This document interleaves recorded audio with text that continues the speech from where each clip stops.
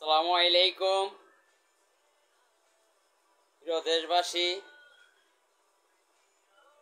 যারা ভাবতেছে এককভাবে সরকার গঠন করবে সেই দিন ভুলে যান। বাংলাদেশে ইতিহাসে আর কেউ এককভাবে সরকার গঠন করতে পারবে না।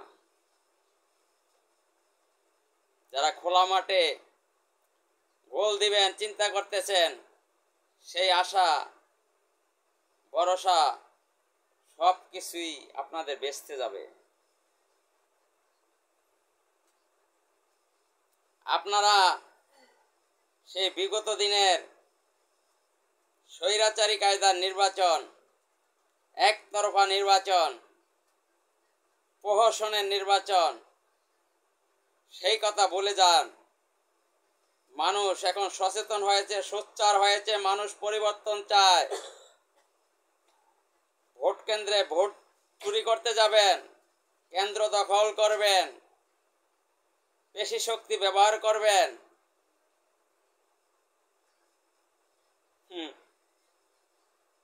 পায়ের নলি কিন্তু জনগণ ভেঙে দিবে।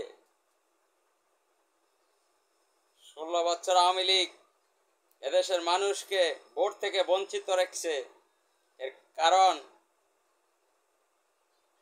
তারা ভোট থেকে এদেশের মানুষকে বঞ্চিত করেছে বিএনপির কারণে।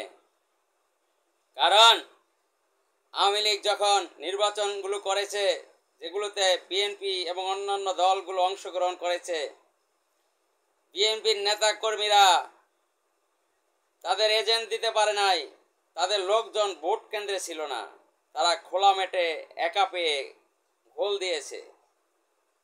যদি প্রতিপক্ষ শক্তভাবে কেন্দ্রে থাকতো তখন কিন্তু তারা খোলা মাঠে গোল দিতে পারত না।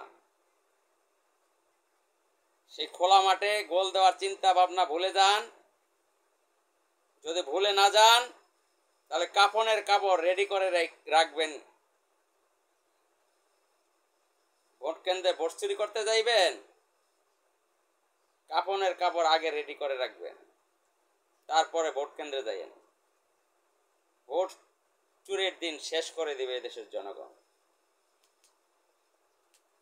এদেশের জনগণ থাকবে না হলে ভোট চোররা থাকবে।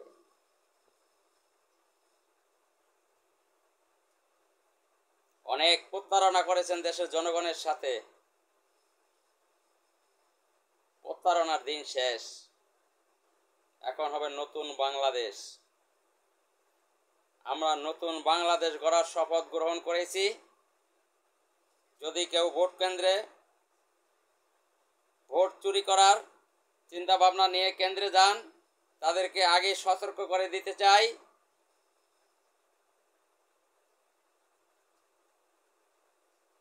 সাবধান করে দিতে চাই। ভোট কেন্দ্রে ভোট চুরি করতে যায়েন না, লাশ হয়ে ফিরতে হবে। মরতে তো একদিন হবেই, আগে আর পরে।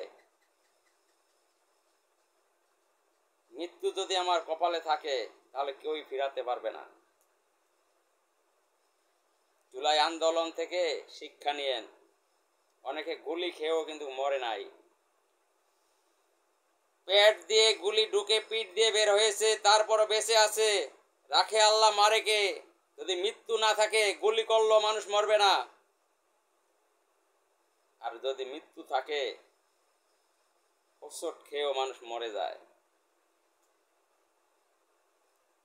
তাই ভোটচোরদেরকে বলবো,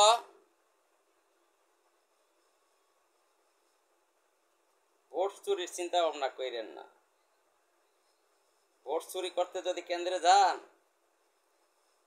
স্ত্রী সন্তান বাপ মার থেকে দাবি ছাড়িয়ে যায়েন। হয়তো ভোট চোররা থাকবে, না হলে দেশপ্রেমিক জনতারা থাকবে।